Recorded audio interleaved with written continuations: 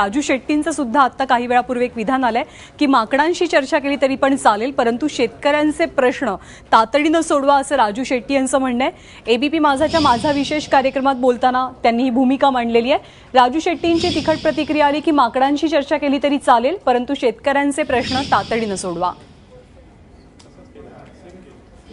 अगदी काही वेळापूर्वी माझा विशेष एबीपी माझाच्या कार्यक्रमात बोलताना राजू शेट्टींनी नेमकं काय म्हटलं आपण पाहूया। आत्ताच एएनआयशी बोलताना मुख्यमंत्री असं म्हणालेत की शेतकऱ्यांच्या नावाखाली जर कोणी आंदोलन करणार असतील तर त्यांच्याशी आम्ही चर्चा करणार नाहीत, खऱ्या शेतकऱ्यांशी आम्ही अजूनही चर्चा करायला तयार आहोत।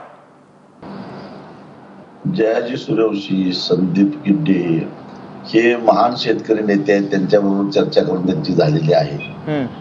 आता त्यांना शेतकऱ्यांच्या समोर पुन्हा चर्चा करायला यावंच लागेल आणि जो कोणी म्हणतोय की शेतकऱ्यांच्यावर चर्चा करणार नाही त्यांना गुडघे टेकायला लावण्याची ताकद या महाराष्ट्रातल्या बळीराजाच्या मनगटामध्ये आहे, हे त्यांनी विसरू नये। नवलेजी, आता खरे शेतकरी कोण? म्हणजे राजू शेट्टीजी, बच्चू कडू आहेत जे आंदोलन करतायत, किंवा गिरीधर पाटील आहेत, जावंदी आहेत, ते खरे शेतकरी म्हणायचे की जे पुणतांब्यातून आंदोलन करत होते ते खरे शेतकरी, त्यांच्याशी चर्चा करायला अजूनही तयार आहेत। शेतकऱ्यांच्या नावाखाली जे तुम्ही नव्यानं जे करू पाहताय ते मुख्यमंत्र्यांना मान्य नसते ते म्हणतायत। संदीपजी, एक लक्षात घ्या, आम्ही काय या आंदोलनामध्ये घुसलेलो नाही आहे।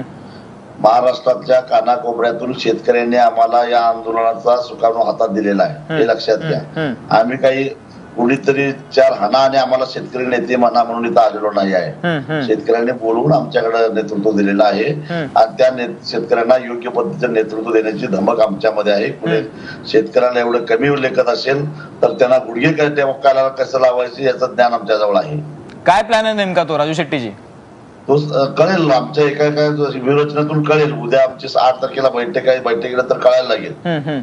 तुम्ही संघर्ष यात्रा असेल, आत्मक्लेश यात्रा असेल, किंवा मग त्यानंतर आसूड यात्रा असेल, या सगळ्या यात्रा फेल गेल्या आणि त्याच्यानंतर ही काही या लोकांना श्रेय मिळू नये, त्याच्यानंतर मुंबईमध्ये 30-35 हजारच्या संख्येनं आजपर्यंत कुणी शेतकरी आणलेला आहे? नाही, मी तुम्हाला नाही राजू शेट्टीजी, मी तुम्हाला पूर्ण प्रश्नच नाही विचारला। मी असं म्हणतोय की संघर्ष यात्रा, आत्मक्लेश यात्रा, आसूड यात्रा या सगळ्या यात्रा झाल्या, त्याच्यानंतर या सगळ्या यात्रा फेल ठरवण्यासाठी पुणतांब्याचं आंदोलन उभं राहिलं, त्याला पटकन श्रेय देऊन टाकायचं आणि म्हणून मग त्या शेतकऱ्यांना बोलवून चर्चा करून या सगळ्या मागण्या मान्य केल्या। आता तुमच्याशी चर्चा करायला तयार नाहीत असं त्यांचं म्हणणं आहे। हे तर उघडच गुपित आहे आणि त्यासाठी तर शेतकऱ्यांच्यातलीच काही माणसं पेरली होती। पण ठीक आहे, आमच्या मागण्या काय आहेत बघा, सरकारला अगदी माकडाबरोबर चर्चा करून द्या, आम्हाला काही त्याचं देणं घेणं नाही, परंतु शेतकऱ्याचा सातबारा कोरा झाला पाहिजे आणि स्वामीनाथन यांच्या सूत्रानुसार त्याला हमीभावाची शाश्वती मिळाली पाहिजे। हे 2 मुद्दे आहेत।